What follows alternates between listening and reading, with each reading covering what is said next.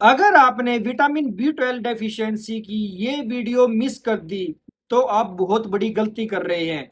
इस वीडियो को ध्यान से देखिए, पूरा देखिए और अपने सगे संबंधियों में शेयर जरूर करें। नमस्कार दोस्तों, मैं हूं डॉक्टर राहुल भारद्वाज और आप देख रहे हैं आपका अपना यूट्यूब चैनल डॉक्टर बिना फिल्टर।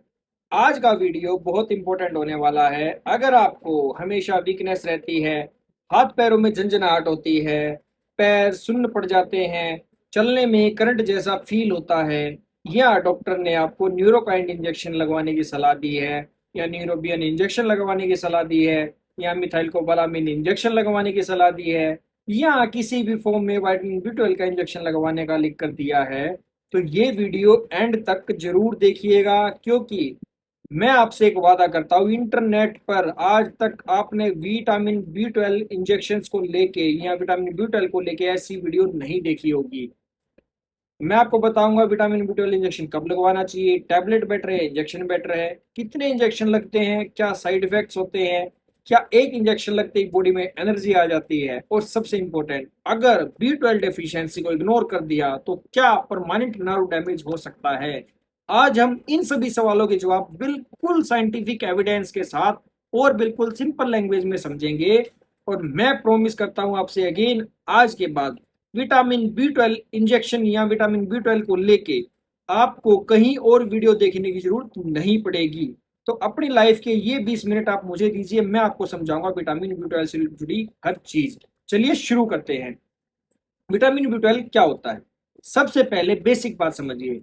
विटामिन B12 एक विटामिन ही नहीं बल्कि बॉडी के लिए एक सपोर्ट न्यूट्रिएंट होता है। ये मेनली चार काम करता है। कौन कौन से? नंबर वन, ब्लड को बनाने में हेल्प करता है। दूसरा, नर्व्स को हेल्दी रखता है, यानी आपकी जो नसें होती है उनको मजबूती प्रदान करता है। तीसरा, ब्रेन को प्रॉपरली डेवलप करवाता है, ब्रेन को प्रॉपरली काम करवाता है, सिग्नल देने में हेल्प करता है। फोर्थ, डीएनए बनाना। अब डीएनए का नाम सुनकर प्लीज आप डर मत जाइएगा। डीएनए एक्चुअली हमारी बॉडी का एक ब्लूप्रिंट होता है। बिल्कुल वैसे ही जैसे घर बनाने के लिए एक नक्शा लगता है, वैसे ही डीएनए बनाने के, बॉडी को बनाने के लिए डीएनए लगता है। और विटामिन B12 उस ब्लूप्रिंट को बनाने में हेल्प करता है, इसलिए डीएनए में मदद करता है।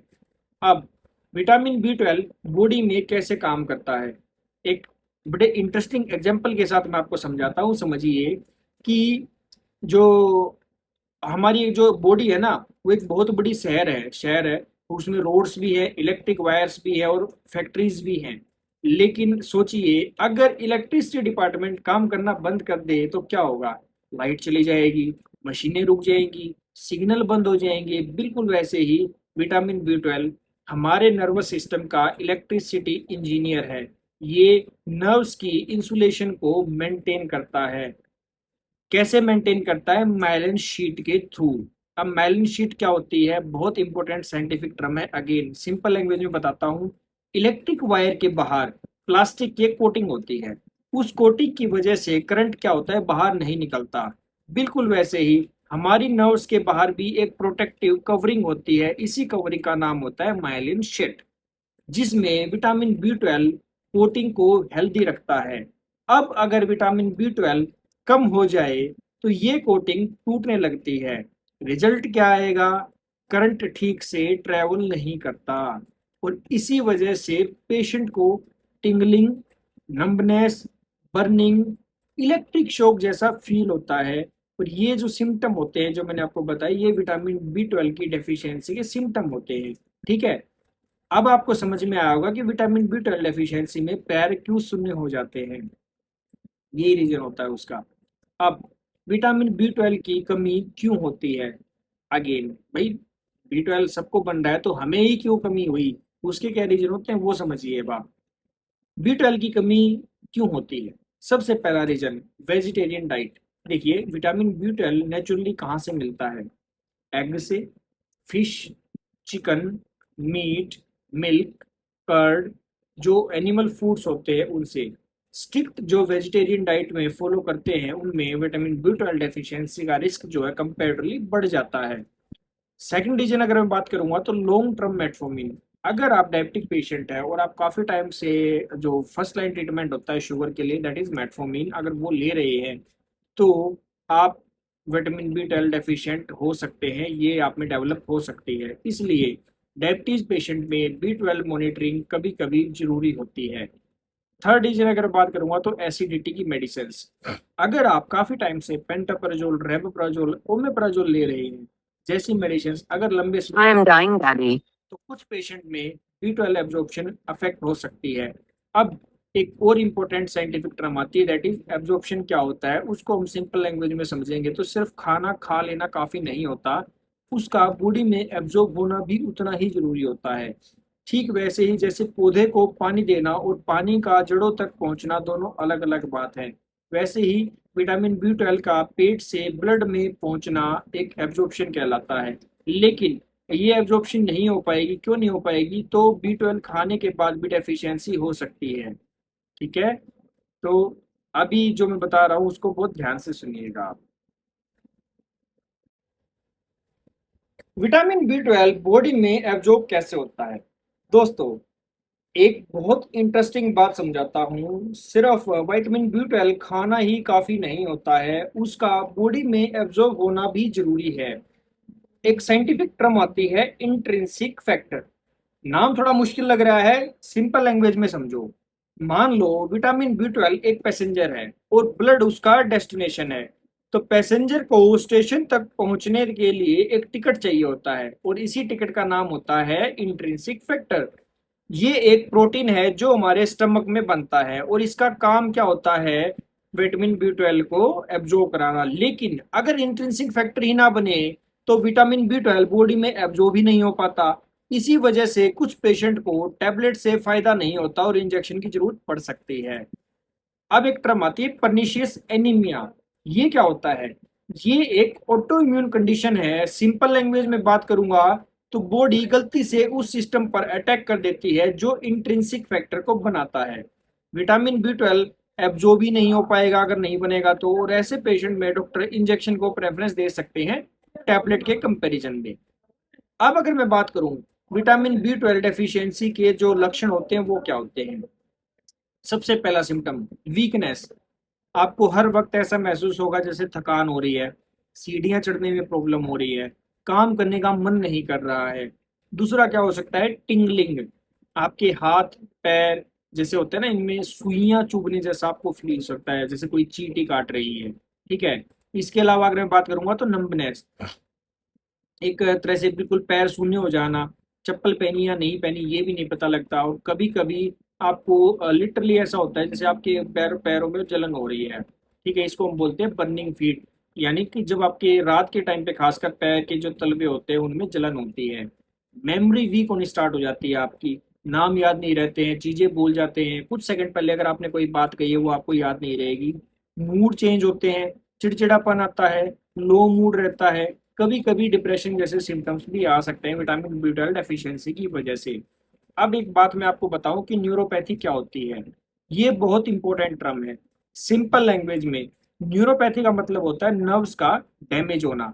जैसे मोबाइल चार्जर की वायर अंदर से टूट जाए तो करंट कभी आए कभी ना आए, वैसे ही डैमेज नर्व्स क्या होता है, सिग्नल ठीक से नहीं भेज पाती हैं, जिसके जो सिम्टम होते हैं क्या होते हैं, tingling, numbness, burning sensation, electric current जैसा फील होना, चलने में इम्बैलेंस। इसलिए विटामिन B12 डेफिशिएंसी को इग्नोर नहीं करना चाहिए। अगर डेफिशिएंसी बहुत लंबे समय से आपको हो रही है, चलती आ रही है, तो कुछ नर्व डैमेज रिकवर होने में बहुत टाइम लग सकता है। इसके अलावा विटामिन B12 टैबलेट या इंजेक्शन कौन सी चीज बेटर होती है, तो मैं बिल्कुल ओपन करके आपको ये बात बताऊंगा, बहुत ध्यान से समझना। एक बहुत ही कॉमन क्वेश्चन होता है ये, टैबलेट कब। देखिए, अगर डेफिशिएंसी माइल्ड है और बॉडी B12 एब्जॉर्ब कर पा रही है तो डॉक्टर ओरल टैबलेट्स को एडवाइस कर सकते हैं। अब इंजेक्शन कब, जब डॉक्टर को कब कंसिडर करते हैं डॉक्टर इंजेक्शन को, जब आपकी डेफिशिएंसी है वो सीवियर हो, न्यूरोपैथी हो, पर्निशियस एनीमिया हो, एब्जॉर्प्शन में प्रॉब्लम हो, टैबलेट से एक्सपेक्टेड रिस्पॉन्स ना मिल रहा हो। इम्पोर्टेंट यहाँ पे क्या बात है जो समझने की, वो ये कि डिसीजन पेशेंट की कंडीशन पर डिपेंड करता है। खुद से इंजेक्शन शुरू मत करें, मिथाइल कोबालामिन और साइनो कोबालामिन दो टर्म होती हैं, दोनों विटामिन बी 12 से रिलेटेड है। डिफरेंस क्या होता है, बहुत कॉमन क्वेश्चन होता है, बहुत बारीकी से समझाऊंगा। देखिए, बहुत सर्च किया हुआ टॉपिक है। विटामिन बी 12 की एक्टिव फॉर्म होते हैं मिथाइल कोबालामिन। सिंपल लैंग्वेज में, जैसे ready to use mobile battery होती है ना, तो बॉडी से सीधा यूज कर लेती है, वैसे ही साइनोकोबालामिन जो होता है विटामिन बी 12 का एक फॉर्म होता है, लेकिन बॉडी से यूज करने से पहले एक्टिव फॉर्म में कन्वर्ट करती है। दोनों का यूज अलग सिचुएशन में डॉक्टर पेशेंट की जरूरत के हिसाब से कर सकते हैं। सबसे जरूरी बात यहाँ पे कौन सा फॉर्म बेटर है, ये हर पेशेंट के लिए एक जैसा आंसर नहीं होता। इसलिए कभी भी इंटरनेट देखकर इस चीज पे डिसीजन मत लीजिए कि आपको कौन सा इंजेक्शन लगवाना है। ठीक है। अगर मैं बात करूं दोस्तों, अब तक हमने क्या समझा इस वीडियो में, तो मैं आपको बता दूं विटामिन बी 12 डेफिशिएंसी होती क्यों है, इंजेक्शन कब लगते हैं, और टैबलेट और इंजेक्शंस में क्या डिफरेंस है। लेकिन अभी जो मैं आपको बताने वाला हूँ बहुत इंपॉर्टेंट है, बहुत ध्यान से देखिए प्लीज, वीडियो के लास्ट तक बने रहिए। मैं आपको कह रहा हूँ आपको रिग्रेट नहीं होगा, लाइफ टाइम रिग्रेट नहीं होगा ये वीडियो पूरी देखेंगे तो। बी 12 इंजेक्शन लगते वक्त दर्द होता है, कितने इंजेक्शन लगते हैं, साइड इफेक्ट क्या होते हैं, कौन कौन से ब्लड टेस्ट करवाने चाहिए, कौन लोग बी 12 इंजेक्शन बिना टेस्ट के लगवा सकते हैं और गलती कर देते हैं, क्या बी 12 इंजेक्शन मेमोरी बढ़ाता है, जिम वाले बी 12 इंजेक्शन क्यों लगवाते हैं, जो इससे रिलेटेड मिथ्स और फैक्ट हैं, और पेशेंट काउंसलिंग, ये सब मैं आपको अभी नेक्स्ट वीडियो में नेक्स्ट जो भी बताऊंगा उसमें बताऊंगा। तो वीडियो के एंड तक बने रहिएगा आप। तो अब हम समझेंगे विटामिन बी 12 डेफिशिएंसी का डायग्नोसिस कैसे होता है। अब सवाल आता है, डॉक्टर को कैसे पता चलता है कि पेशेंट विटामिन बी 12 डेफिशिएंट है। सबसे important test serum vitamin B 12 होता है। ये ब्लड टेस्ट बताता है कि बॉडी में विटामिन बी 12 का लेवल कितना है। लेकिन कभी कभी सिर्फ बी 12 रिपोर्ट देखने का ही काफी नहीं होती है, उसके लिए डॉक्टर पेशेंट के सिम्टम और दूसरे ब्लड टेस्ट को भी साथ में देखते हैं, जैसे कि सीबीसी। सीबीसी का फुल फॉर्म होता है complete blood count. Simple language में ये बॉडी का हेल्थ रिपोर्ट कार्ड होता है, ये बताता है ब्लड की क्वांटिटी, हीमोग्लोबिन, किसी भी टाइप का कोई इन्फेक्शन है, या प्लेटलेट्स काउंट क्या है, और कई बार एनीमिया का भी क्लू मिल जाता है सीबीसी के थ्रू। एमसीवी एक बहुत इंपॉर्टेंट चीज होती है, क्या होती है, ये एक और साइंटिफिक टर्म होती है। एमसीवी का मतलब होता है मीन कॉर्पस्कुलर वॉल्यूम। नाम थोड़ा मुश्किल लग रहा है, थोड़ा सिंपल में बताता हूँ। ये बताता है कि रेड ब्लड सेल्स का साइज कितना है, वॉल्यूम मींस साइज, कॉर्पस्कुलर मतलब रेड ब्लड सेल्स का। अब विटामिन बी 12 डेफिशिएंसी में कई पेशेंट में आरबीसी बड़े हो सकते हैं, ये डॉक्टर को डायग्नोसिस करने में बहुत हेल्प करता है। अब बी 12 इंजेक्शन लगते ही एनर्जी आ जाती है, ठीक है, तो ये बहुत कॉमन मिथ है। रियलिटी ये होती है कि अगर वीकनेस का रीजन सच में बी 12 डेफिशिएंसी है और ट्रीटमेंट सही है तो धीरे धीरे इम्प्रूवमेंट आती है। लेकिन अगर वीकनेस का रीजन थायराइड, एनीमिया, डिप्रेशन या कोई और डिजीज है, तो सिर्फ बी 12 इंजेक्शन के हिसाब से सब कुछ ठीक नहीं होता है। इसलिए हर वीकनेस का ट्रीटमेंट बी 12 इंजेक्शन नहीं होता है। इसके अलावा बात करूँ तो विटामिन बी 12 इंजेक्शन के जो साइड इफेक्ट होते हैं वो क्या होते हैं, बहुत इंपॉर्टेंट है, ध्यान से सुनिएगा। अगर आप बिना किसी से जान पहचाने विटामिन बी 12 लगाते हैं तो इस वीडियो को ध्यान से देखो, इस पार्ट को। जनरली विटामिन बी 12 इंजेक्शन अच्छी तरह टॉलरेट किए जाते हैं, लेकिन कुछ पेशेंट में इंजेक्शन लगाने वाली जगह दर्द होना, हल्की सूजन, रेडनेस, माइल्ड हेडेक, नोजिया हो सकता है। रेयरली एलर्जी भी हो सकती है। अगर इंजेक्शन के बाद सांस लेने में दिक्कत हो, सीवियर स्वेलिंग या पूरे शरीर में दर्द होने लग जाए या दाने हो जाएं, तो तुरंत मेडिकल हेल्प लेनी चाहिए। क्या हर वीकनेस में बी 12 इंजेक्शन लगवाना चाहिए? बिल्कुल नहीं। वीकनेस के बहुत रीजन हो सकते हैं, जैसे कि आयरन की डेफिशिएंसी, विटामिन डी की deficiency, thyroid disease, diabetes, infections, sleep की कमी, स्ट्रेस। इसलिए सिर्फ वीकनेस देखकर बी 12 इंजेक्शन लगवाने वाले जो होते हैं अप्रोच, वो बिल्कुल भी सही नहीं होती है। ठीक है। जिम वाले बी 12 इंजेक्शन क्यों लगवाते हैं, ये एक बहुत कॉमन पूछा जाने वाला सवाल है, तो मैं आपको उसके बारे में बता देता हूँ। बहुत लोग सोचते हैं कि बी 12 इंजेक्शन लगाते ही बॉडी बननी स्टार्ट हो जाती है, यानी आपकी मसल्स जो है बिल्डअप करनी स्टार्ट हो जाते हैं। तो ये गलत सोच है। अगर किसी को डेफिशिएंसी ही नहीं है तो सिर्फ परफॉर्मेंस या बॉडी बनाने के लिए B12 इंजेक्शन लगवाना साइंटिफिक एविडेंस से सपोर्टेड नहीं होता है। कुछ और मिथ्स और फैक्ट्स हैं जिनके बारे में बात करूँ तो सबसे पहले बात करूंगा, क्या हर वीकनेस में B12 इंजेक्शन लगवाना चाहिए? तो फैक्ट है ये, नहीं लगवाना चाहिए। हर वीकनेस का रीजन B12 नहीं होता है। मिथ नंबर 2, एक इंजेक्शन से लाइफ टाइम डेफिशिएंसी खत्म हो जाती है। तो अगेन ये बहुत ही गंदे वाली मिथ थी मैं कहूँगा। फैक्ट ये है कि ऐसा कुछ नहीं होता। ट्रीटमेंट जो होता है वो कोज और डेफिशिएंसी की सीवियरिटी पर डिपेंड करता है। डोज का जो शेड्यूल होता है वो भी आपकी जो सिम्टम होते हैं उसकी सीवियरिटी पर डिपेंड करता है। B12 इंजेक्शन से वेट बढ़ता है। फैक्ट ये होता है कि डायरेक्ट वेट गेन का कोई एविडेंस नहीं होता है विटामिन B12 इंजेक्शन से। इसके अलावा बात करूँ, एक मिथ ये है कि टैबलेट कभी काम नहीं करती है या कम काम करती है। तो ऐसा नहीं है। कई पेशेंट में टैबलेट भी इफेक्टिव होती है और बहुत अच्छी टॉलरेटेड भी होती है। डिपेंड डॉक्टर ये करता है देख के कि आपको जो सिम्टम्स हैं तो उसमें बेटर क्या रहेगा, टैबलेट या इंजेक्शन। इसके अलावा बात करूं, इंजेक्शन लगाते ही नर्व्स ठीक हो जाती हैं, ऐसा भी नहीं है। रिकवरी में समय लग सकता है और नर्व डैमेज का रिकवरी डिग्री जो होती है ना वो अलग हो सकती है और हर पर्सन में भी अलग हो सकती है। कुछ पेशेंट काउंसलिंग पॉइंट्स में अगर मैं बात करना चाहूँ तो देखिए, अगर डॉक्टर ने B12 डेफिशिएंसी डायग्नोस की है तो ट्रीटमेंट कोर्स कंप्लीट करें। फॉलो ब्लड टेस्ट जरूर के हिसाब से करवाते रहे और डॉक्टर के हिसाब से ही करवाएं। डेफिशिएंसी का कोच भी ढूंढें, लेकिन आप खुद से डॉक्टर ना बने। अगर मेटफॉर्मिन या लॉन्ग टर्म एसिडिटी मेडिसिन चल रही है तो डॉक्टर को जरूर बताइए। आप नहीं भी बताएंगे तो डॉक्टर जरूर पूछेगा। हेल्दी डाइट को मेंटेन करें। अगर मैं इस वीडियो को कंक्लूड करना चाहूँ तो मेरे दोस्तों, विटामिन B12 डेफिशिएंसी एक कॉमन लेकिन अक्सर इग्नोर की जाने वाली जो प्रॉब्लम होती है।